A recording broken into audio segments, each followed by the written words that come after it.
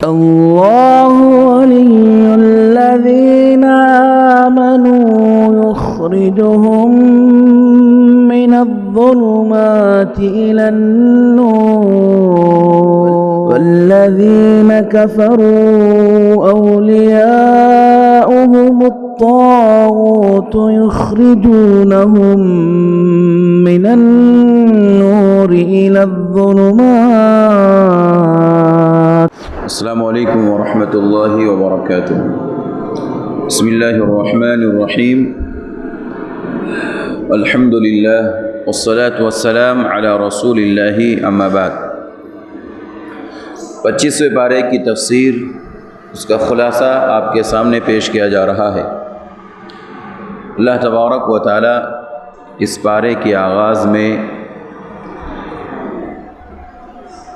غیب کا علم صرف اور صرف اللہ تبارک و تعالیٰ کو ہے، اس چیز کی وضاحت اور ساتھ ہی ساتھ غیب کے علموں میں جتنی بھی چیزیں ہیں جو اللہ تعالیٰ نے اپنے لیے خاص کر رکھی ہے، ان تمام چیزوں کا علم صرف اور صرف اللہ تعالیٰ کو ہے، اس بات کی وضاحت کر رہا ہے.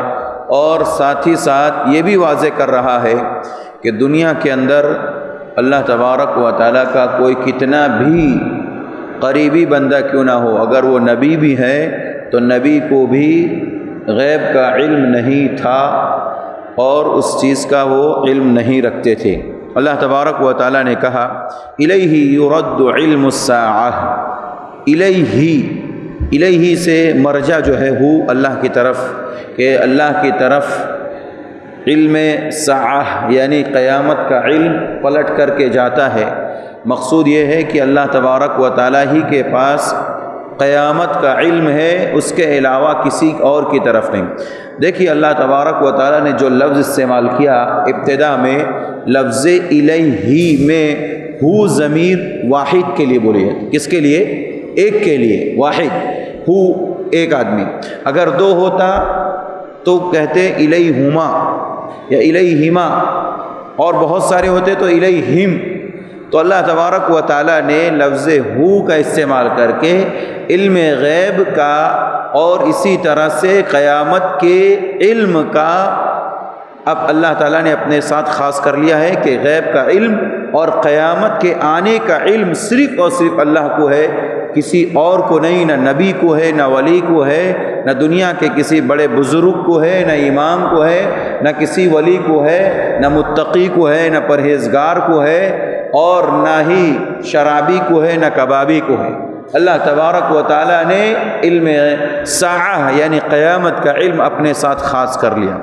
اسی طرح سے اللہ تبارک و تعالیٰ نے کہا وَمَا تَخْرُجُ مِن ثَمَرَاتٍ. اس کی ایک مثال دی کہ غیب کے علم کا جو اللہ تعالیٰ کو غیب کا علم ہے مکمل طور پر، اس کے علاوہ کسی اور کو نہیں. اس کی ایک مثال یہ ہے کہ جو شغوفہ اپنے پھل کو نکالتا ہے، جن چیزوں سے پھل نکلتا ہے، جن شگوفوں سے، وہ شگوفے کیا رکھتے ہیں اپنے اندر، کس قسم کا پھل رکھتے ہیں، یہ صرف اور صرف اس چیز کا علم اللہ تعالیٰ کو ہے. ہم جس چیز کو بوتے ہیں اور اس کے بعد جو پھل دیتا ہے، وہ چاہے وہ درخت ہو یا پودا ہو یا کوئی اور چیز ہو، جو بھی پھل دے اس شگوفے کے اندر کیا چیز ہے، اس کا بھی علم صرف اللہ تبارک و تعالیٰ کو ہے. دنیا کے کسی بھی انسان کو، کسی بھی مخلوق کو اس کا علم نہیں. اسی طرح سے اللہ تعالیٰ نے کہا وَمَا تَحْمِلُ مِنْ أُنْثَى، کہ عورت مؤنث عورت جو حاملہ ہوتی ہیں وہ کیا حمل میں اپنے اندر رکھتی ہیں، اس کا بھی علم صرف اللہ تعالیٰ کو ہے. مذکر ہے یا مؤنث ہے، میل ہے یا فیمیل ہے، دو ہے یا ایک ہے، یہ ساری چیزوں کا علم کس کو؟ اللہ تبارک و تعالیٰ کو. یہ غیب کی باتیں ہیں، یہ غیب کا علم ہے جو صرف اور صرف اللہ تعالیٰ کے ساتھ خاص ہے، کسی اور کے ساتھ، دنیا والے کے ساتھ نہیں ہے. دنیا کے اندر کوئی بھی مخلوق اس چیز کو نہیں جانتی. اسی طرح اللہ نے کہا وَلَا تَضَعُ إِلَّا بِعِلْمِهِ. وہ عورت جو حاملہ ہوتی ہے وہ اپنے پیٹ میں کیا رکھتی ہے اس کا بھی علم اللہ ہی کو ہے، اور وہ کب وضع کرنے والی ہے، وہ کب رکھنے والی ہے، اس کا حمل کب گرنے والا ہے، اس کا حمل کب جو ہے بچے کی شکل میں وہ باہر آنے والا ہے، وجود میں آنے والا ہے، اس کا بھی علم اللہ تبارک و تعالیٰ کو ہے، اللہ تعالیٰ کے علاوہ کوئی نہیں جانتا۔ میرے بھائیو، اس میں بہت بڑی بات ہے۔ اب دیکھیے آج کے جدید دور میں جبکہ ٹیکنالوجی بہت عام ہو چکی ہے اور مشینری کے ذریعے لوگ پتہ کر لیتے ہیں کہ بچہ ہے یا بچی، اتنا تو معلوم کر لیتے ہیں، لیکن کوئی یہ نہیں معلوم کرتا یا یہ ڈاکٹر نہیں بتاتے ہیں کہ یہ بچہ جو ہے، یہ بچہ جب پیدا ہوگا تو زندہ پیدا ہوگا یا مردہ پیدا ہوگا۔ اسی طرح سے یہ نہیں بتاتے ہیں کہ یہ کس دن، قطعیت کے ساتھ یہ نہیں بتا سکتے کہ یہ اسی دن پیدا ہو۔ اتنا وقت تو بتا دیتے ہیں کہ یہ اس مہینے کے اندر یا اس ہفتے کے اندر اس بچے کی ولادت ہوگی، پیدائش ہوگی، لیکن قطعیت کے ساتھ کہ آج اتوار ہیں اور دوپہر 2 بجے یہ پیدا ہوگا، اس چیز کی قطعیت کے ساتھ کسی کو بھی علم نہیں۔ یہ مشینری نہیں بتاتی، نہ ڈاکٹر بتاتے۔ اسی طرح سے یہ بھی نہیں بتاتے کہ اندر جو ماں کے پیٹ کے اندر ہے وہ 9 ماہ مکمل کر کے باہر آئے گا یا اس سے پہلے ساقط ہو جائے گا، اس کا بھی علم کسی ڈاکٹر کو یا کسی اور مشینری کو نہیں معلوم ہوتا ہے۔ صرف اور صرف یہ چیز، اس کا علم اللہ تبارک و تعالیٰ کو ہے۔ تو اللہ تبارک و تعالیٰ نے ابتدا میں 25 پارے کے یہ بتایا کہ قیامت کا علم، اور اسی طرح سے جو 5 چیزوں کا علم اللہ نے اپنے ساتھ خاص کر لیا ہے، اس سے پہلے بھی سورہ لقمان کی آخری آیت میں ذکر کیا گیا تھا۔ ان 5 چیزوں کے علم میں قیامت کا علم بھی ہے، اور بچہ جو ہے ماں کے رحم میں کیا ہے اس کا علم، اور وہ کہاں پیدا ہوگا، کہاں وفات پائے گا، بارش کب ہوگی، یہ 5 چیزوں کا علم اللہ تبارک و تعالیٰ کے علاوہ کسی کو نہیں ہے۔ نبی صلی اللہ علیہ وسلم ہو یا آدم علیہ السلام سے لے کر کے جتنے بھی انبیاء ہیں، ان تمام انبیاء کو وہی معلوم ہوتا تھا جو صرف اور صرف اللہ تعالیٰ ان کو وحی کے ذریعے بتاتا، اس کے علاوہ کوئی غیب کی چیز نہیں تھی۔ اسی لیے جب آپ کے پاس اللہ کے نبی صلی اللہ علیہ وسلم کے پاس وہ مشہور حدیث جو صحیح مسلم کے اندر پہلی حدیث ہے کتاب الایمان کی، لمبی حدیث ہے جسے حدیث جبرائیل کہتے ہیں، کہ جبرائیل علیہ السلام آئے اللہ کے نبی کے پاس ایک مرد کی، ایک انسان کی، آدمی کی شکل میں، اور آ کر کے اللہ کے نبی سے سوال کر رہے تھے، بتائیے آپ مل اسلام و اسلام کیا ہے، مل ایمان و ایمان کیا ہے، مل احسان احسان کیا ہے۔ اس میں انہوں نے ایک سوال یہ بھی کیا تھا کہ آپ یہ بتائیے کہ قیامت کب قائم ہوگی، تو اللہ کے نبی صلی اللہ علیہ وسلم نے ان کو جواب بڑا پیارا سا دیا تھا۔ وہ جواب ایسا تھا، مل مسئول عنہا بأعلم من السائل۔ اللہ کے نبی نے کہا تھا جو سوال کر رہا ہے وہ سوال کرنے والا مسئول سے، جس سے سوال کیا جا رہا ہے، وہ زیادہ جانتا ہے۔ مل مسئول عنہا بأعلم من السائل، سائل کے بالمقابل مسئول جس سے سوال ہو رہا ہے وہ زیادہ نہیں جانتا ہے۔ یعنی اللہ کے نبی کو یہ مسئول ہیں، آپ سے پوچھا جا رہا ہے، اور سائل سوال کرنے والے جبرائیل امین تھے۔ اللہ کے نبی نے کہا جبرائیل سے زیادہ اللہ کے نبی اس بارے میں علم نہیں رکھتے، یعنی جتنا جبرائیل کو علم ہے قیامت کے بارے میں اتنا ہی نبی صلی اللہ علیہ وسلم۔ کیوں؟ یہ بتانا مقصود ہے کہ غیب کا علم اور اسی طرح سے قیامت کے آنے کا علم یہ غیب میں سے ہیں، اور یہ صرف اللہ کے ساتھ خاص ہیں۔ اللہ جتنا جبرائیل کو بتاتا ہے اتنا ہی جبرائیل آ کر کے محمد صلی اللہ علیہ وسلم کو اتنا ہی بتاتا، اس سے زیادہ نہیں جانتے۔ الغرض تو اللہ تبارک و تعالیٰ نے ان آیات کے اندر یہ بتایا کہ غیب کا علم صرف اللہ تبارک و تعالیٰ کو ہے۔ آگے اللہ تعالیٰ ذکر کرتا ہے کہ یہ دنیا کے اندر یہ جو افق ہے، یہ بلندیاں ہیں، یہ آسمانوں کے کنارے ہیں، یہ بلندیاں اور اس کے اندر جتنی بھی ساری چیزیں ہیں، یہ سب اللہ کی بڑی عظیم قدرت پر نشانیاں ہیں۔ اسی طرح انسان کے اپنے جسم کے اندر جو بڑی بڑی چیزیں ہیں اور چھوٹی چھوٹی چیزیں ہیں، یہ سب کی سب اللہ تبارک و تعالیٰ کی اکیلے ہونے کی سب سے بڑی دلیل ہے، اور یہ ساری نشانیاں اللہ تبارک و تعالیٰ کے تنہا معبود ہونے کی دلیل ہے۔ اللہ نے کہا سنوریہم آیاتنا فی الآفاق وفی انفسہم، اللہ تعالیٰ نے کہا ہم تمہیں انہیں ضرور افق کے اندر، افق کی جمع آفاق کہتے ہیں آسمان کی بلندیاں، ان کے اندر ہم اپنی نشانیاں انہیں دکھائیں گے، وفی انفسہم، اور ان کے نفسوں کے اندر انہیں ہم اپنی نشانیاں دکھائیں گے، حتی یتبین لہم انہ الحق، یہاں تک کہ وہ لوگ یہ جان لیں، ان کے سامنے یہ بات واضح ہو جائے کہ قرآن یہ حق ہے، نبی صلی اللہ علیہ وسلم حق ہے، اسلام حق ہے، اللہ تبارک و تعالیٰ کا پیغام حق ہے۔ میرے بھائیوں، آج کے اس دور میں اس آیت کو سمجھنا کوئی مشکل کام نہیں ہے۔ آپ دیکھیے پوری دنیا جو ترقی کے پیچھے بھاگ رہی ہے اور ہر ایک کی سوچ اور فکر یہی ہے، وہ اپنی ترقی کو، اپنی کامیابی کو یہ بتاتا ہے کہ آج ہندوستان کا ایک شخص کہاں پہنچ گیا؟ خلا میں پہنچ گیا۔ کہاں پہنچ گیا؟ خلا میں پہنچ گیا۔ ایک ملک دعویٰ کرتا ہے کہ آج ہمارا ایک سائنٹسٹ جو ہے وہ چاند پر پہنچ گیا۔ یہ افق، یہ بلندیوں پر پہنچنا اور پہنچوانا اور اس کا دعویٰ کرنا، یہ اللہ رب العزت کی سب سے بڑی نشانیاں ہیں کہ اللہ تعالیٰ ہی ہے کہ جس نے ان سائنسدانوں کو اور ان لوگوں کو اللہ تبارک و تعالیٰ نے عقل عطا فرمائی، جن عقلوں کے ذریعے انہوں نے ایسے اوزار، ایسی سواریاں تیز رفتار بنائی کہ جس کے ذریعے وہ لوگ اس کی اتنی اوپر بلندی تک پہنچ رہے ہیں۔ ہم اور آپ ہوائی جہاز کا سفر کرتے ہیں، دیکھتے ہیں ہوائی جہاز جب چلتا ہے، ہم میں سے اکثر لوگ سفر کر چکے ہوں گے، یہ بغیر کسی چیز کے سہارے کے، زمین پر جو چلتی ہے گاڑیاں وہ زمین کا سہارا لے کر کے چلتی ہیں، لیکن یہ ہوائی جہاز آسمانوں میں جو اڑتا ہے، سفر کرتا ہے، تیرتا ہے، یہ محض اللہ تبارک و تعالیٰ کی عظیم قدرت، ہواؤں کے سہارے چلتا ہے۔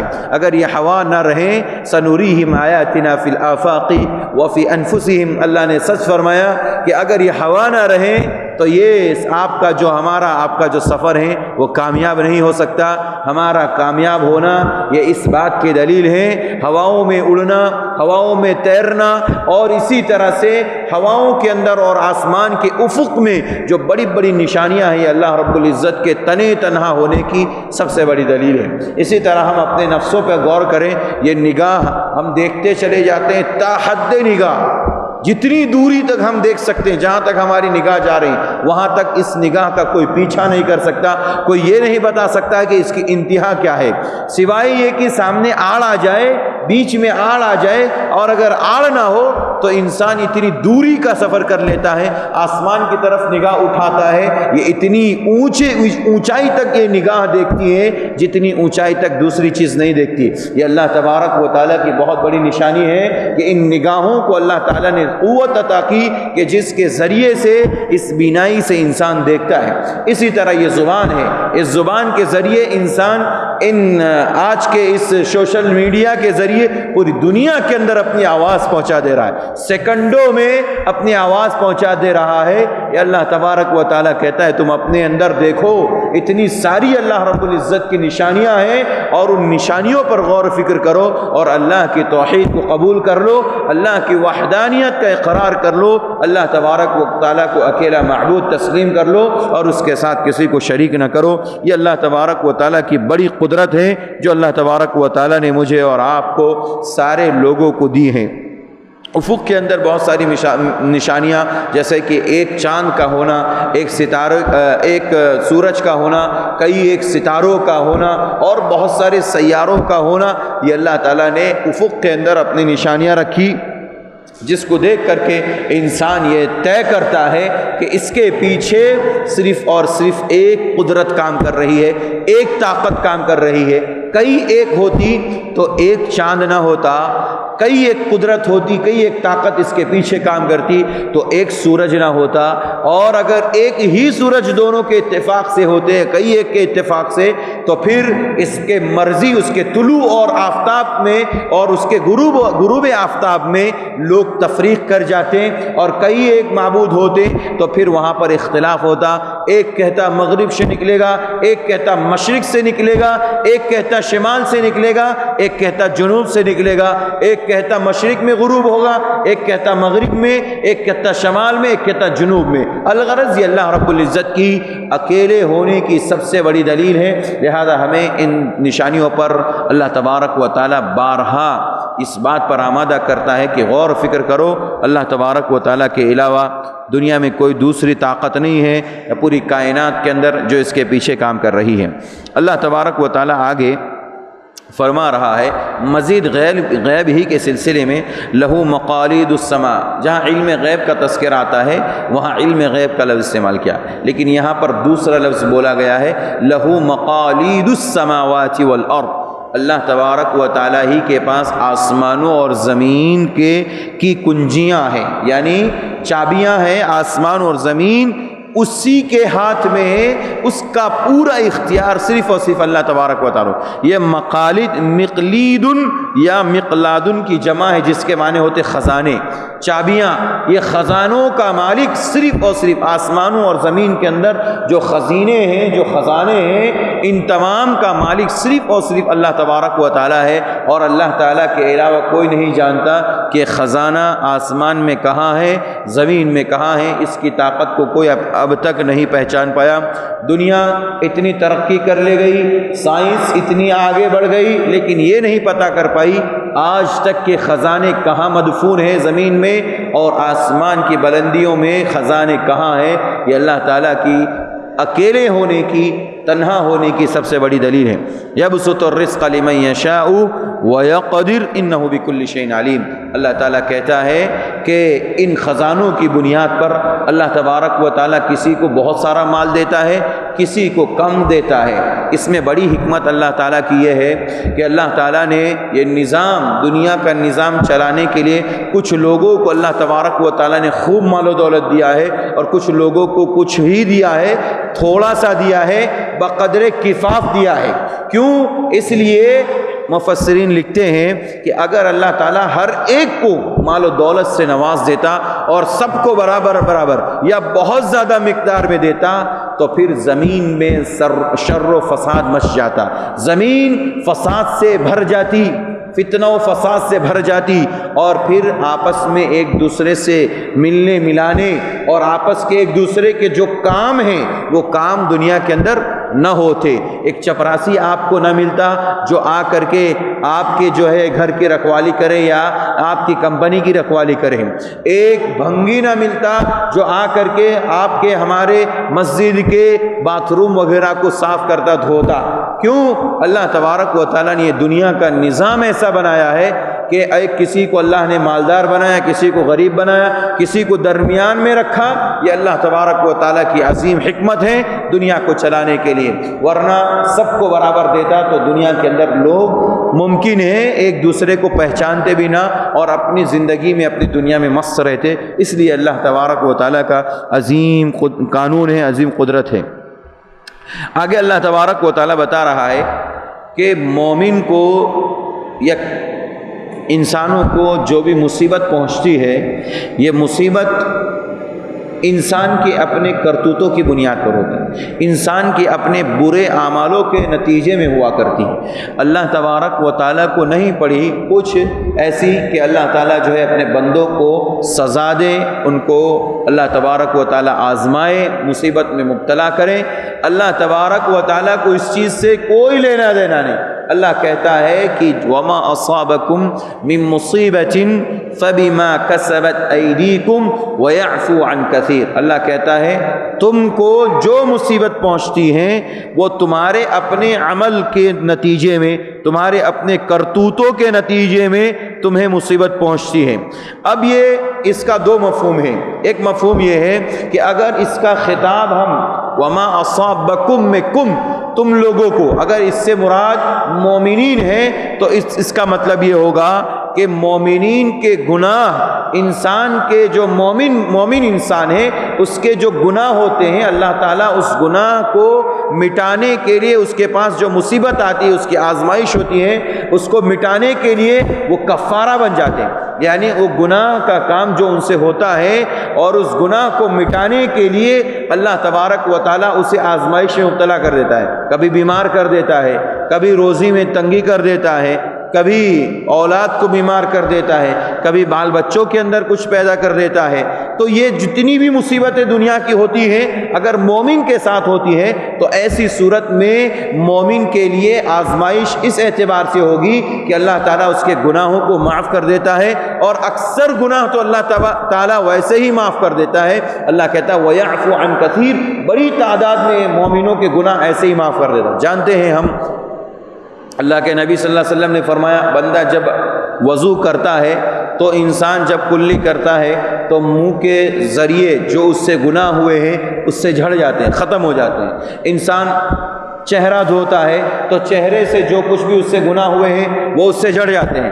ہاتھ دھوتا ہے، ہاتھ سے جو کیے ہوئے گناہ ہیں اس سے ختم ہو جاتے ہیں۔ پیر سے کیے ہوئے گناہ پیر کی وجہ سے، مسح کرنے سے کان کے گناہ، الغرض تمام کے تمام چھوٹے چھوٹے گناہ، بلکہ ایک بڑی تعداد گناہوں کی اللہ تبارک و تعالیٰ صرف انسان کے نیک اعمال کی بنیاد پر ختم کر لیتا ہے۔ اسی کو اللہ تعالیٰ نے ایک مقام پر کہا تھا ان الحسنات یذہبن السیئات، نیکیاں یہ انسان کی برائیوں کو ختم کر دیتی۔ اسی طرح پیارے نبی صلی اللہ علیہ وسلم نے فرمایا ایک جمعہ سے لے کر کے دوسرے جمعہ، ایک رمضان سے لے کر کے دوسرے رمضان، اور 5 وقت کی نمازوں، ایک نماز سے لے کر کے دوسری سے تیسری، یہ سب کے درمیان کا جو وقت ہے انسان کے لیے جو کچھ بھی ان سے غلطیاں ہو جاتی ہیں، خطائیں ہو جاتی ہیں، اللہ تعالیٰ انسان کی نیکیوں کی وجہ سے ایک جمعہ پڑھ لینے، پھر دوسری جمعہ پڑھنے کے لیے دوسرے جمعہ تک کے درمیان کے جو چھوٹے چھوٹے گناہ ہیں اللہ صرف جمعہ پڑھنے کی وجہ سے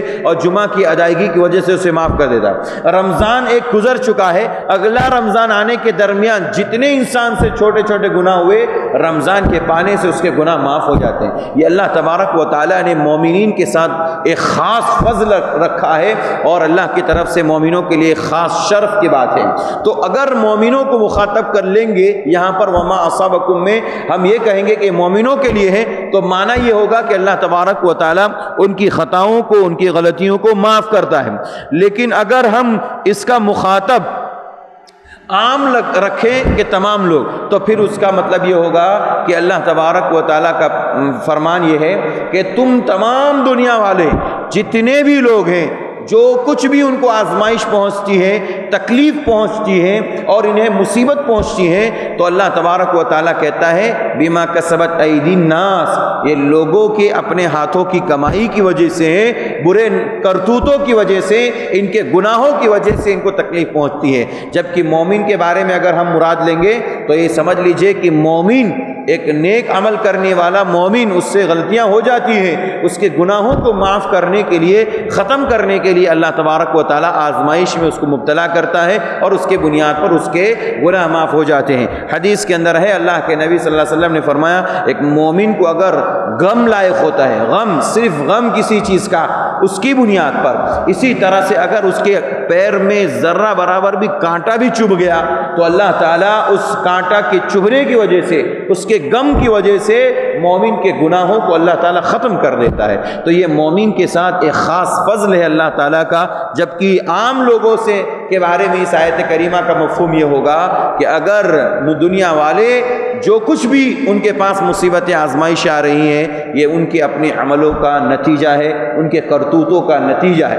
ہم یہ کہہ سکتے ہیں کہ کورونا وائرس یہ پوری دنیا کے اندر جو پھیلا ہوا ہے اور بڑی تعداد میں اموات ہو رہے ہیں، موتیں ہو رہی ہیں، لوگ وفات پا رہے ہیں، اور کوئی کس قسم کی تکلیف میں، پریشانی میں، آزمائش میں مبتلا ہے، اس میں کوئی شک کی بات نہیں، یہ مومن کے لیے آزمائش ہے، اور مومن جو ہے اس میں کھرا اترتا ہے، صبر کرتا ہے تو اللہ تبارک و تعالیٰ اس کی خطاؤں کو معاف کرتا ہے۔ اور جنرل لوگوں کے لیے یہ ان کے اپنے عملوں کا نتیجہ ہے۔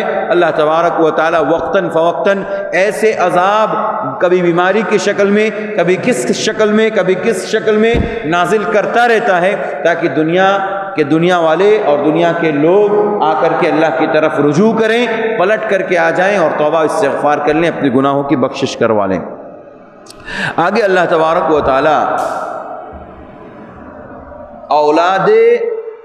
اولاد جو دنیا میں پیدا ہوتی ہیں اس کی 4 قسمیں ہیں۔ اولاد کے وجود میں آنے کی 4 قسمیں ہیں، اور باپ ہونے کے اعتبار سے، باپوں کے اعتبار سے بھی انسان کی 4 قسمیں ہیں۔ اللہ تعالیٰ نے کہا کہ دنیا کے اندر انسان یا تو صرف اور صرف لڑکی کی شکل میں آتا ہے، یا تو لڑکے کی شکل میں، یا پھر دونوں کی شکل میں، یا پھر بالکل بانجھ رہتا ہے۔ اللہ تعالیٰ کہتا ہے لِلَّهِ مُلْكُ السَّمَاوَاتِ وَالْأَرْضِ يَخْلُقُ مَا يَشَاءُ يَهَبُ لِمَن يَشَاءُ إِنَاثًا وَيَهَبُ لِمَن يَشَاءُ الذُّكُورَ لِلَّهِ مَا فِي مُلْكُ السَّمَاوَاتِ وَالْأَرْضِ۔ اللہ نے کہا آسمان و زمین کی بادشاہت صرف اور صرف اللہ کے لیے ہے۔ یخلق ما یشاء، اللہ جیسے چاہتا ہے پیدا کرتا ہے، جو اللہ کی مرضی مشیت اس کے مطابق اللہ تبارک و تعالیٰ پیدا کرتا ہے۔ اب پیدا کرنے میں کیا کرتا ہے؟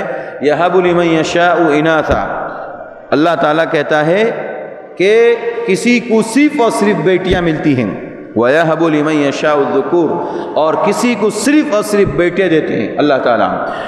او یزوجہم ذکرانا و اناثا، تیسری قسم یہ ہے اولاد کے حاصل ہونے کی، کسی کو اللہ تعالیٰ بیٹا بھی دیتا ہے بیٹی بھی دیتا ہے، اور چوتھی قسم یہ ہے وَيَجْعَلُ مَن يَشَاءُ عَقِيمًا، کسی کو اللہ تعالیٰ بانجھ بنا دیتا ہے، اس کے ذریعے اولاد ہی نہیں ہوتی۔ اللہ تعالیٰ سارے لوگوں کو محفوظ رکھیں، آمین۔ ہر ایک کو اللہ تعالیٰ اولاد کی نعمت سے نوازے۔ تقسیم اولاد کی 4 قسمیں اللہ نے یہاں پر ذکر کی۔ ایک تو یہ ہے، پہلے نمبر پر کہا کہ بیٹیاں، پھر بیٹے۔ آپ دیکھتے ہیں دنیا میں بہت سارے ایسے لوگ ہوں گے ہمارے آس پڑوس میں رہنے والے کہ جن کو صرف اور صرف بیٹیاں ہی بیٹیاں ہوں گے، تو یہ نہ سمجھیں کہ نعوذ باللہ اللہ تعالیٰ نے ہمارے ساتھ انصاف نہیں کیا۔ یہ اللہ کی قدرت ہے، یہ اللہ کی قدرت ہے، اور صرف بیٹے ہی بیٹے کسی کو ملے تو وہ بھی یہ نہ سمجھے کہ ہمارے ساتھ اللہ نے انصاف نہیں کیا اور ہمیں ایک بیٹی نہیں دی۔ ایسا نہیں ہے، اللہ کی مرضی، کسی کو صرف بیٹے ہی بیٹے، صرف کسی کو بیٹی ہی بیٹی، اور کسی کو دونوں بیٹے اور بیٹی دونوں طرح کی نعمت اللہ تعالیٰ دیتا ہے۔ یہ اللہ تعالیٰ کی عظیم قدرت ہے۔ اور کسی کو اللہ تعالیٰ بالکل بانجھ بنا دیتا ہے، کوئی ایک بچہ اور بچی یا دونوں میں سے کوئی بھی اللہ تعالیٰ نہیں دیتا ہے۔ اللہ کی عظیم قدرت ہے۔ اللہ تبارک و تعالیٰ نے یہ بیان کر کے یہ ثابت کیا کہ یہ کام اولاد دینے کا صرف اور صرف کس کا ہے؟ اللہ کا ہے۔ دنیا میں جو لوگ کہتے ہیں فلاں بابا کے پاس چلے جاؤ اولاد ہو جائے گی، فلاں پیر صاحب کے پاس چلے جاؤ اولاد مل جائے گی، تعویذ مل جائے گی، اور فلاں وہ دعا کر دیں گے، فلاں چیز دے دیں گے، اس کو رکھ لیں گے تو آپ کے ہاں اولاد ہو جائے گی۔ میرے بھائیوں، اللہ نے لفظ استعمال کیا للہ ملک السماوات والارض، پہلے اپنی ملکیت کے بارے میں بتایا، پھر اس کے بعد کہا یخلق ما یشاء، اللہ جیسا چاہتا ہے جو چاہتا ہے پیدا کرتا ہے۔ اور 4 قسم کی چیزوں کو اللہ تعالیٰ نے ذکر کیا۔ اس میں ایک بڑی بات اور پوائنٹ کی بات بتاؤں میں، اللہ تعالیٰ نے سب سے پہلے بیٹے کا تذکرہ نہیں کیا، یہب لمن یشاء اناثا، کہا بیٹیاں دیتا ہے۔ یہ اس بات کی دلیل ہے اللہ تبارک و تعالیٰ کہ یہاں بیٹیاں معیوب نہیں ہیں، بیٹیاں معیوب نہیں ہیں۔ لوگ کہتے ہیں جیسے زمانے جاہلیت کے اندر اور بعد میں مکہ کے درمیان میں جو لوگ مشرکین رہتے تھے وہ اپنی بیٹیوں کو زندہ درگور کر دیتے تھے صرف عار کی وجہ سے کہ ہمارا کوئی داماد بنے گا، ہمارا کوئی داماد بنے گا، ہمارے گھر پر کے داماد آئے گا، بن کر کے آئے گا، اور یہ ساری چیزیں۔ تو اللہ تعالیٰ نے پہلے لڑکیوں کا تذکرہ کر کے، بیٹیوں کا تذکرہ کر کے یہ ثابت کیا کہ بیٹیاں بھی اللہ ہی کی نعمت ہے، بیٹیاں بھی اللہ کی نعمت ہے، اور بیٹیوں کا ملنا بھی یہ اللہ تبارک و تعالیٰ کی بہت عظیم قدرت ہے اور اللہ کی نعمت ہے۔ جانتے ہیں بیٹیوں کے بارے میں اللہ تعالیٰ کے نبی صلی اللہ علیہ وسلم نے کیا فرمایا؟ پیارے نبی فرماتے ہیں صلی اللہ علیہ وسلم، جس شخص نے 3 بیٹیوں کی پرورش کی، ان کو خوب اچھے سے رکھا، پڑھایا لکھایا، تربیت کی، اور اچھے گھرانے میں دیندار لڑکے سے شادی کر دی، اخلاق والے لڑکے سے شادی کی، یہ تینوں بچیوں کی تربیت کرنا، وہ جنت میں جائے گا۔ اس کی بنیاد پر وہ جنت میں، پیارے نبی فرماتے ہیں وہ جنت میں میرے ساتھ ایسے رہے گا، ایسے۔ سبحان اللہ، لڑکے کی تربیت پہ بولا گیا ہے، لڑکی کی تربیت پہ بولا گیا نہیں، بولا گیا لڑکیوں کی تربیت پہ۔ کیوں؟ اس لیے کہ اصل مقصود یہی ہے، لوگ لڑکوں کو تو اچھا سمجھا کیونکہ وہ کما کر کے لائے گا، مال ملے گا، اور پھر شادی کرے گا تو جہیز آئے گا، اس لیے بچوں کو لوگ پسند کرتے ہیں. لڑکیاں اس لیے کہ وہ تو کما کر کے نہیں دے سکتی ہے، بلکہ وہ تو ماں باپ کے اوپر بوجھ ہوتی ہے، اور پھر اس کو جہیز بھی دینا پڑے گا، اور بیٹے لے کر کے آتے ہیں. میرے بھائیوں، ذہنیت اتنی غلط بن چکی ہے لوگوں کی کہ اس کو سنوارنا اور سمجھانا بہت مشکل کام معلوم ہوتا ہے. بس اللہ ان کو ہدایت دے، سمجھداری دے. بیٹیاں بھی نعمت ہے، بیٹے بھی نعمت ہے، اور بہت سارے لوگ بیٹیوں کو نظر انداز کرتے ہیں. میں جانتا ہوں کچھ ایسے گھرانوں کو، ان کے والدین کی پرورش، ان کے والدین بوڑھے ہو گئے ہیں، بیٹیاں بڑی ہو گئی، ابھی شادی نہیں ہوئی ہے، وہ بیٹیاں کما کر کے اپنے گھر میں کما کر کے اپنے والدین کو کھلا رہی ہے، اپنے گھر والوں کو کھلا رہی ہے. اللہ اکبر. اور بیٹے بالکل ناکارہ ہے، کھا رہے ہیں. ایسے بھی گھرانے ہم نے دیکھے. کون بہتر ہوا، لڑکی یا لڑکے؟ لڑکیاں بہتر ہوئی. اسی طرح پیارے نبی نے فرمایا اگر کسی نے 2 بیٹی کی پرورش کی وہ بھی میرے ساتھ ایسے ہی رہے گا جنت میں. صحابی نے پوچھا اللہ کے نبی کہاں ایک کی بھی پرورش کرے گا وہ جنت میں میرے ساتھ؟ اللہ اکبر. جو آدمی نبی صلی اللہ علیہ وسلم کی سنت کے مطابق بیٹی کی پرورش کرتا ہے انشاءاللہ وہ جنت میں نبی صلی اللہ علیہ وسلم کے ساتھ ایسے ہی رہے گا. اس لیے جس کے پاس بھی اللہ نے بیٹی دی ہے اسے نعمت سمجھے اور اس کی پرورش کرنے کو بہتر سمجھے. یہ 4 قسم کی اولاد کی جو پیدائش کی جو ہے وہ 4 قسمیں ہیں. اور باپوں کے اعتبار سے انسان کی 4 قسمیں کیا ہیں؟ پہلی قسم آدم علیہ السلام جو مٹی سے پیدا کیے، نہ ان کے باپ ہیں نہ ان کی ماں ہے، اللہ تعالیٰ نے ان کو مٹی سے پیدا کیا.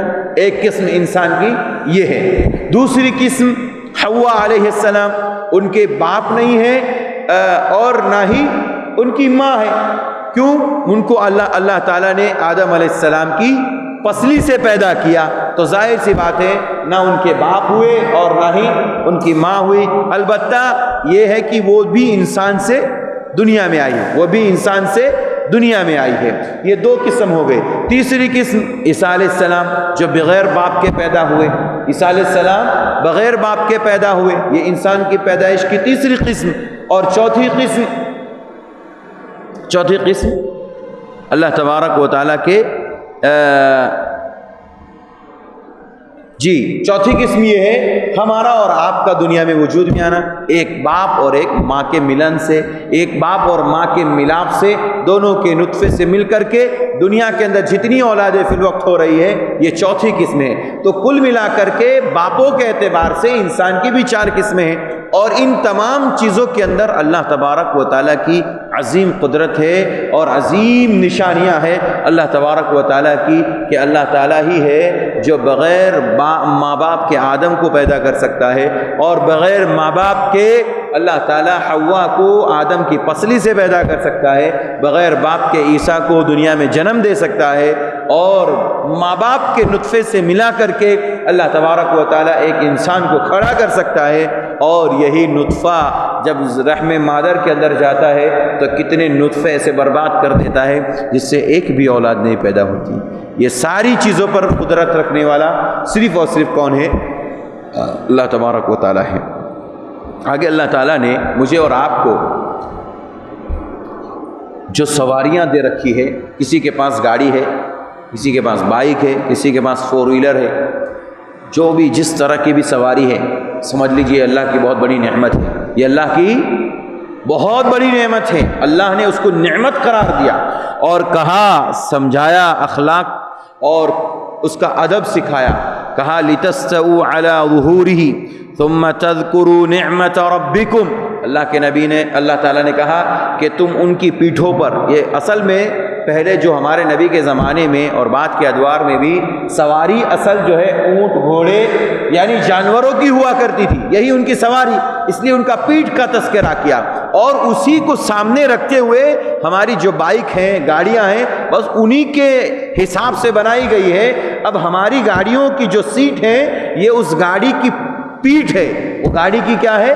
پیٹھ ہے. جیسے سواریوں پر بیٹھتے ہیں تو ہم پیٹھ پر سوار ہوتے تھے، اونٹ کی پیٹھ پر سوار ہوتے، گھوڑے کی، گدھے کی، جو بھی سواریاں ہوتی ہیں، کھچر، ان کی پیٹھ پر سوار ہوتے ہیں.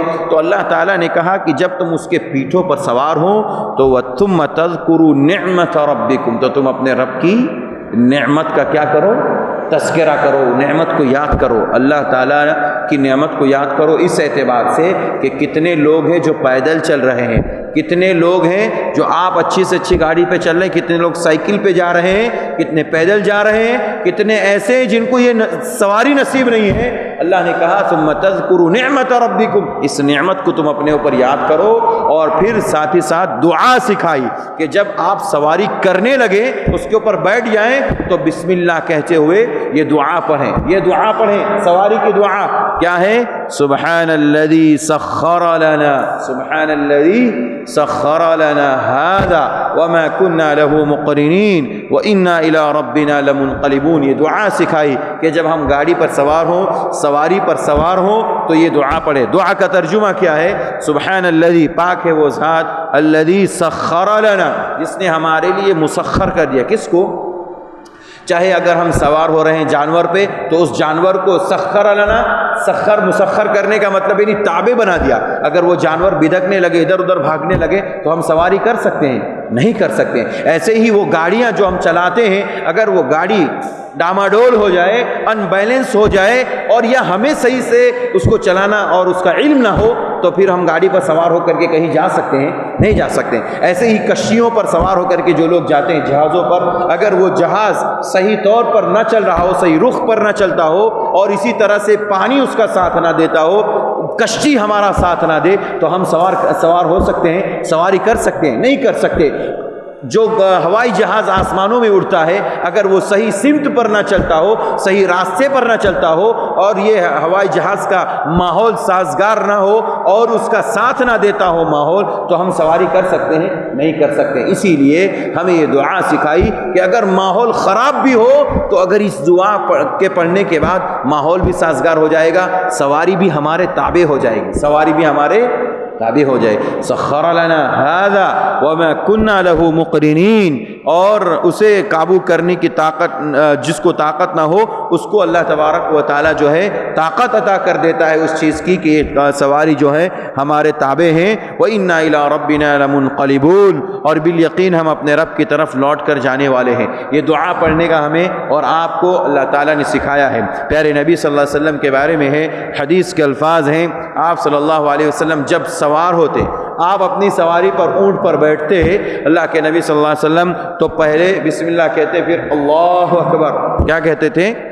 3 مرتبہ اللہ اکبر کہتے، اللہ اکبر، اللہ اکبر، اللہ اکبر، 3 مرتبہ سواری پر بیٹھنے کے بعد کہتے، اور پھر یہ دعا پڑھتے، سبحان الذی سخر لنا هذا وما كنا له مقرنین وانا الى ربنا لمنقلبون۔ اور اس کے بعد جیسے لمبا سفر ہو، آدمی کہیں لمبے سفر پر جا رہا ہے تو پیارے نبی صلی اللہ علیہ وسلم نے وہ دعا سکھائی ہے۔ وہ لمبی دعا جو صحیح مسلم کے اندر ہے، اس کا ایک حصہ ہے اللہم انت الصاحب فی السفر والخلیفۃ فی الاہل، اللہم انی اعوذ بک من وعثاء السفر وکآبۃ المنظر وسوء المنقلب فی المال والاہل۔ یہ لمبی دعا ہے سواری پر سوار ہونے کے بعد لمبے سفر پر جانے کی، لیکن ہمیں تھوڑا سا بھی سفر کرنا ہو، چونکہ ہمیں اپنی سواری کو اپنے تابع کرنا ہے، تو ایسی صورت میں ہمیں یہ دعا پڑھنی چاہیے، سبحان الذی سخر لنا هذا وما كنا له مقرنین وانا الى ربنا لمنقلبون۔ یہ دعا 3 مرتبہ اپنی سواری پر سوار ہو جائیے، بائک پر بیٹھیے، کک مارنے سے پہلے، سیلف لگانے سے پہلے بسم اللہ پڑھتے ہوئے 3 مرتبہ کیا کہیں؟ اللہ اکبر کہیں، اور پھر یہ دعا پڑھے۔ کیوں؟ ضروری نہیں ہے کہ آپ کو علم ہے کہ میں یہاں سے اپنے گھر کے لیے صرف تو جا رہا ہوں یا گھر سے مسجد ہی تو آ رہا ہوں، ضروری نہیں ہے۔ راستے میں کچھ ایسا مسئلہ ہو گیا، آپ کی گاڑی ان کنٹرول ہو گئی، آپ کے ہاتھ سے نکل گئی، آپ گر گئے، تو یہ آیت کریمہ میرے اور آپ کے لیے سمجھ لیجئے ایک حفاظت کا ذریعہ بھی ہے۔ ہمیں اللہ تعالیٰ جو ہے اپنی سواری کا حفاظت کا ذریعہ بتا رہا ہے۔ دعا پڑھ لیجئے، یہ سواری آپ کے کنٹرول میں رہے گی، آپ کبھی گریں گے نہیں، کبھی آپ کا ایکسیڈنٹ نہیں ہوگا انشاءاللہ تعالیٰ۔ اس آیت کریمہ پر ایمان رکھتے ہوئے، یقین رکھتے ہوئے اور دعا پر یقین رکھتے ہوئے، آگے اللہ تبارک و تعالیٰ کہتا ہے وَمَن يَعْشُ عَن ذِكْرِ الرَّحْمَنِ نُقَيِّضْ لَهُ شَيْطَانًا فَهُوَ لَهُ قَرِينٌ۔ کوئی آدمی رحمان کے ذکر سے غافل ہو جائے، رحمان کو یعنی اللہ کو یاد کرنا چھوڑ دے، تو اللہ کہتا ہے نُقَيِّضْ لَهُ شَيْطَانًا، ہم اس کو جو ہے فَهُوَ لَهُ قَرِينٌ، شیطان کو اس کے تابع کر دیتے، اس کا ساتھی بنا دیتے ہیں، اس کا دوست بنا دیتے ہیں، پھر وہ شیطان کے راستے پر چلتا ہے، اور جیسا جیسا شیطان بتاتا ہے ویسا یہ آدمی کرتا ہے۔ یہ بات معلوم ہوئی ہمیں کہ آج دنیا میں جتنے لوگ شیطان کے دوست بنے ہوئے ہیں یا شیطانی حرکتیں کرتے ہیں، شیطانی کام کرتے ہیں، اس کا مطلب یہ ہے کہ وہ اللہ کے رحمان کے ذکر سے غافل ہو چکے ہیں، اور رحمان کے ذکر سے غافل ہونے والے پر اللہ تبارک و تعالی شیطان کو مسلط کر دیتا ہے۔ اس میں بہت بڑی وعید ہے اور سزا ہے ایسے لوگوں کے لیے جو اللہ کے ذکر سے غافل ہو جاتے ہیں۔ اور اللہ کا ذکر کیا ہے؟ نماز بھی ہے، اللہ کا ذکر قرآن مجید کی تلاوت بھی ہے، اللہ کا ذکر کیا ہے؟ ہم جو اذکار کرتے ہیں، دعائیں پڑھتے ہیں، یہ سب کے سب اللہ کے ذکر میں داخل ہیں۔ جو بھی بندہ اللہ کے ذکر سے غافل ہوتا ہے، اللہ تعالیٰ ایک شیطان کو اس کے اوپر مسلط کر دیتا ہے۔ اللہ اکبر میرے بھائیوں، اس لیے اللہ کے ذکر سے کبھی غافل نہیں ہونا چاہیے۔ جانتے ہیں یعشو کا کیا معنی ہے؟ عشا یعشو کے اصل معنی ہوتے ہیں ایک بیماری کے، جو آنکھ کی بیماری ہوتی ہے، جس کو رتوندیا کہتے ہیں، اس بیماری کو رتوندیا کہتے ہیں۔ اس بیماری کے اندر کیا ہوتا ہے؟ اس بیماری کی وجہ سے انسان کی آنکھیں کمزور ہوتی جاتی ہیں اور اندھا ہو جاتا ہے، آدمی نابینا ہو جاتا ہے، اندھا ہو جاتا ہے۔ اسی کو اللہ نے کہا عشا یعشو، ومن یعشو، جو رحمان کے ذکر سے اندھا ہو گیا، نابینا ہو گیا، اس کو اللہ تعالیٰ جو ہے اس کے اوپر شیطان کو مسلط کر دیتا ہے۔ معلوم یہ ہوا کہ رحمان کے ذکر سے اندھا اور نابینا وہی شخص ہو سکتا ہے جو اللہ کا ذکر نہیں کرتا، نمازیں نہیں پڑھتا، ذکر و اذکار نہیں کرتا، قرآن مجید کی تلاوت نہیں کرتا، وہ رحمان کے ذکر سے غافل ہو جاتا ہے، اور پھر ایسے لوگوں پر اللہ شیطان کو مسلط کر دیتا ہے۔ پھر آپ دیکھتے ہیں ایسے لوگوں کی حرکتیں بھی الٹی سیدھی ہوتی ہیں، کوئی شراب پیتا ہے، کوئی شراب و کباب کی مجلسوں میں شریک ہو رہا ہے، کوئی قتل کر رہا ہے، کوئی برائیاں کھلے عام کر رہا ہے، اور کوئی جو ہے ایسی الٹی سیدھی حرکتیں کر رہا ہے کہ انسان سوچتا ہے کل تک تو یہ اچھا تھا۔ کیا کہتے ہیں؟ کل تک تو یہ اچھا تھا، بڑا اچھا خاصا آدمی، نمازی آدمی، ایسے کیسے ہو گیا؟ ایسے کیسے ہو گیا؟ اسی لیے ہو گیا وَمَن يَعْشُ عَن ذِكْرِ الرَّحْمَنِ، جب رحمان کے ذکر سے جب اللہ کے رحمان کے ذکر سے انسان غافل ہوتا ہے تو شیطان کو اللہ اس کے اوپر مسلط کر دیتا ہے، پھر وہ ساری شیطانی حرکتیں کرنے لگتا ہے۔ اس لیے جس انسان کو بھی ہم کبھی دیکھتے رہے ہوں گے کہ نماز پڑھتا تھا، خوب نیکیاں کرتا تھا، دین کے کاموں میں آگے رہتا تھا، اچانک اس بندے کو کیا ہو گیا؟ وہی ہو گیا جو قرآن نے کہا کہ جب اس نے رحمان کے ذکر کو چھوڑ دیا تو اللہ نے اس کے اوپر شیطان کو مسلط کر دیا، اور جب شیطان کو مسلط کر دیا تو سارے کام اس کے شیطانی ہونے لگے، پھر رحمان والے کام نہیں ہونے لگے۔ آگے اللہ تبارک و تعالی ایک سورت کی ابتدا کر رہا ہے، وہ سورت ہے سورہ دخان۔ دخان کے معنی ہوتا دھواں۔ اس سورت کی ابتدا میں اللہ تبارک و تعالیٰ نے قرآن مجید کے نزول کا تذکرہ کیا۔ یہ قرآن مجید جس کی تفسیر ہم آپ سن رہے ہیں اور پڑھتے ہیں، اس کی تلاوت کرنے کا رمضان میں خصوصی طور پر اہتمام کرنے کا حکم ہے۔ اس قرآن مجید کے نزول کا تذکرہ کہا اللہ نے انا انزلناہ فی لیلۃ مبارکۃ انا کنا منذرین۔ اللہ نے کہا ہم نے قرآن کریم کو مبارک رات میں نازل فرمایا، اور اس مبارک رات کی تفسیر کیا ہے؟ انا انزلناہ فی لیلۃ القدر۔ لیلۃ القدر کو اللہ تعالیٰ نے مبارک رات قرار دیا۔ کیوں مبارک رات کیوں ہے؟ ظاہر سی بات ہے، کیوں مبارک نہ ہو؟ جس رات کے اندر اللہ کا کلام نازل ہو وہ رات مبارک نہیں ہو سکتی؟ ظاہر سی بات ہے وہ مبارک ہے۔ جس رات میں اللہ کے بے شمار فرشتے روئے زمین پر اترتے ہیں، جبرائیل امین جو نبی پر وحی لے کر کے آتے تھے، انبیاء پر وحی لے کر کے آتے تھے، ان کا بھی نزول ہوتا ہے، تو پھر وہ رات مبارک نہیں ہو سکتی؟ یقیناً وہ مبارک رات ہے۔ پھر اور سلام ہی حتی مطلع الفجر، صبح تک وہ پوری کی پوری رات امن و شانتی والی اور سلامتی والی رہتی ہے، تو پھر وہ رات بابرکت نہیں ہو سکتی۔ اس رات کی عبادت کو 1000 مہینے سے افضل قرار دیا، کیا وہ رات بہتر نہیں ہو سکتی؟ فیہا یفرق کل امر حکیم، ایسی رات ہے کہ جس رات میں آئندہ آنے والے ایام کے سارے فیصلے اور معاملات لکھے جاتے ہیں، وہ رات مبارک نہیں ہو سکتی۔ ظاہر سی باتیں یہ ساری خوبیوں کی وجہ سے وہ رات کیا ہے؟ مبارک رات ہے۔ اور اس میں ان لوگوں کا توڑ ہے جو یہ کہتے ہیں کہ یہ مبارک رات جو ہے 15ویں شعبان ہے، یہ لیلۃ القدر نہیں ہے۔ یہ بالکل بنیادی غلطی ہے لوگوں کی اور سمجھنے کی، اور یہ غلط بات ہے کہ اس کو ہم 15ویں شعبان پر فٹ کریں، حالانکہ یہ لیلۃ القدر کے بارے میں، کیونکہ قرآن لیلۃ القدر میں نازل ہوا، اور لیلۃ القدر شعبان میں نہیں بلکہ کب آتا ہے؟ رمضان کے مہینے میں آتا ہے۔ لیلۃ القدر کب آتی ہے؟ شعبان میں آتی ہے، رمضان میں؟ رمضان کے آخری عشرے میں۔ اب بچی کچی 2 ہی شب قدر باقی ہیں، اس میں جتنی عبادت ہو سکے کر لیں۔ اللہ تعالیٰ نے کہا کہ ہم نے قرآن مجید کو مبارک رات میں نازل فرمایا، اور اس مبارک رات کی جو فضیلت ہے وہ یہ ہے کہ 1000 مہینے سے افضل اس کے اندر جو بھی بندہ عبادت کرتا ہے، اللہ تبارک و تعالیٰ اسے تقریباً 83-84 سال کا جو ہے ایک ثواب اس کو ایک رات کے اندر دیتا ہے۔ اب یہ سوال کر سکتے ہیں کہ اللہ تعالیٰ نے تو لیلۃ القدر میں اور مبارک رات میں قرآن کریم نازل کرنے کا حکم دیا، تو یہ پھر کیسی بات ہے جبکہ اللہ تعالیٰ نے قرآن مجید کو تو 23 سال کی مدت میں نازل کیا؟ تو اس کا مطلب یہ ہے لوح محفوظ سے سمائی دنیا، جو آسمان ہم کو دکھتا ہے، ہم اوپر آنکھ اٹھا کر دیکھتے ہیں آسمان جو ہمیں نظر آتا ہے، اس آسمان پر بیت العزت ایک جگہ ہے، کیا ہے؟ بیت العزت۔ لوح محفوظ سے بیت العزت میں اللہ تبارک و تعالیٰ نے لیلۃ القدر کے اندر ایک رات میں اس کو اتار دیا، نازل کر دیا۔ اب اس سمائے دنیا سے جیسی ضرورت محسوس ہوئی، جبرائیل امین کے ذریعے 23 سال کی مدت میں نبی صلی اللہ علیہ وسلم پر یہ قرآن کریم دھیرے دھیرے نازل ہوا، کبھی ایک سورت کی شکل میں، کبھی ایک آیت کی شکل میں، کبھی 10 آیت کی شکل میں، کبھی کتنی آیتوں کی شکل میں۔ تو الغرض اللہ تعالیٰ نے 23 سال کی مدت میں سمائے دنیا سے، بیت العزت سے زمین پر اللہ کے نبی صلی اللہ علیہ وسلم پر 23 سال میں اتارا، اور لیلۃ القدر میں ایک رات میں لوح محفوظ سے بیت العزت میں اللہ تعالیٰ نے صرف ایک رات میں لیلۃ القدر میں نازل فرمایا اس کو۔ اللہ تبارک و تعالیٰ نے آگے بیان کیا کہ موت انسان کی صرف ایک ہی آنے والی ہے، ایک مرتبہ ہی صرف موت آنے والی ہے، اس کے بعد موت نہیں آنے والی۔ موت کا سلسلہ، موت کا مزہ کسی کو نہیں چکھنا ہے۔ لا يذوقون فيها الموت الا الموتة الاولى ووقاهم عذاب الجحیم فضلا من ربک۔ اللہ تعالیٰ کہتا ہے کہ وہاں وہ موت چکھنے کے نہیں ہیں، پہلے موت جو پہلی مرتبہ آ چکی ہے وہی پہلی اور آخری موت ہوگی۔ یعنی کفار اور مشرکین کہتے تھے جب ان کو کہا جاتا تھا کہ تم اللہ کے رسول پر ایمان لے آؤ، قرآن پر ایمان لے آؤ، کہیں کیا ضرورت ہے؟ پھر ان کو آخرت کے بارے میں بتایا جاتا تھا، پھر تمہیں اٹھایا جائے گا وہاں حساب و کتاب کے لیے، جہنم میں ڈالا جائے گا۔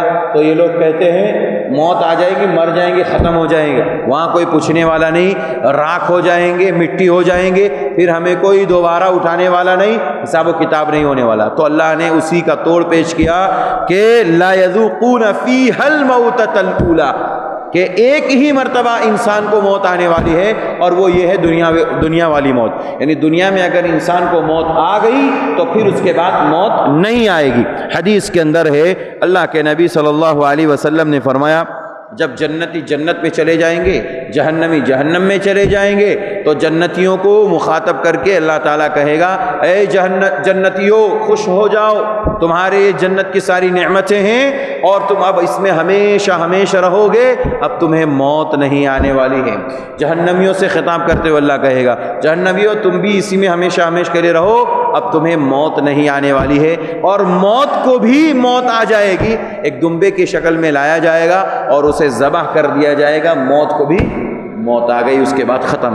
اللہ تعالیٰ وہی بتانا چاہتا ہے کہ موت صرف دنیا میں ایک ہی مرتبہ ہے، اس کے بعد موت نہیں ہے۔ لہذا بعد کی زندگی کے بارے میں کچھ بھی نہ چھوڑیں، جو کچھ بھی کرنا ہے اسی دنیا کی زندگی کے اندر کر کے چلے جائیں، خوب نیکیاں کریں، اللہ تبارک و تعالیٰ کی طرف سے جو کچھ بھی ہو نیکیاں کرتے چلے جائیں، اور اسی پر اپنی موت ہو اس بات کی فکر کریں۔ آگے اللہ تبارک و تعالیٰ نے ایک اور مسئلے کو ذکر فرمایا کہ انسان جو ہے دنیا میں بھیجا جاتا ہے اللہ کی عبادت کے لیے، اور جب وہ دیکھتا ہے کہ یہ دنیا کی زندگی ہے، موت و حیات اس کی زندگی ہے، وہ یہ سمجھتا ہے موت و زندگی اور حیات یہ دنیا کی زندگی جو ہے یہ یہیں تک بس ہے، اور کہتا ہے کہ ہم کو فلاں نے ہلاک کر دیا، ہمیں زمانے نے ہلاک کر دیا، ہمیں زمانے نے برباد کر دیا، اس طرح کی گفتگو کرنے لگتا ہے۔ اللہ نے کہا وَقَالُوا مَا هِيَ إِلَّا حَيَاتُنَا الدُّنْيَا نموت ونحیا وما یہلکنا الا الدہر۔ اللہ کہتا ہے یہ دنیا کے اندر مشرکین، یہ کفار، یہ اللہ کے نافرمان بندے یہ کہتے ہیں کہ یہ دنیا کی زندگی تو ایسی محض زندگی ہے، کھیل تماشے کی زندگی ہے، جو کچھ بھی ہے وہ صرف دنیا کی زندگی ہے، آخرت کی زندگی نہیں ہے، اس کے بعد آخرت کی زندگی نہیں ہے، یہی دنیا کی زندگی، جو کچھ کرنا ہو، کھانا پینا موج مستی کرنا ہے یہی کر لیں، اس کے بعد کی زندگی میں کچھ نہیں ہے، ہم مر جائیں گے، دوبارہ زندہ نہیں کیے جائیں گے۔ اور کہتے ہیں وَمَا يُهْلِكُنَا إِلَّا الدَّهْرُ، ہمیں جو ہے دہر یعنی زمانے نے ہلاک و برباد کر دیا۔ یہ گویا کہ ہم زمانے کو برا بھلا کہتے ہیں، یہ کیا کہہ رہے ہیں؟ ہم زمانے کو برا بھلا کہتے ہیں، اور زمانے کو برا بھلا کہنا، زمانہ بہت خراب چل رہا ہے۔ لوگ کیا کہتے ہیں؟ زمانہ بہت خراب چل رہا ہے، وقت بہت خراب چل رہا ہے۔ میرے بھائیوں، یہ اللہ کے نبی صلی اللہ علیہ وسلم کے حدیث کے مطابق اللہ تعالیٰ کو برا بھلا کہنا گالی دینے کے مترادف ہیں۔ پیارے نبی صلی اللہ علیہ وسلم فرماتے ہیں، حدیث قدسی ہے، اللہ تعالیٰ حدیث قدسی میں کہتا ہے کہ ابن آدم مجھے گالی دیتا ہے، مجھے برا بھلا کہتا ہے، یسب الدہر، وہ زمانے کو برا بھلا کہتا ہے، گویا کہ وہ مجھے برا بھلا کہتا ہے۔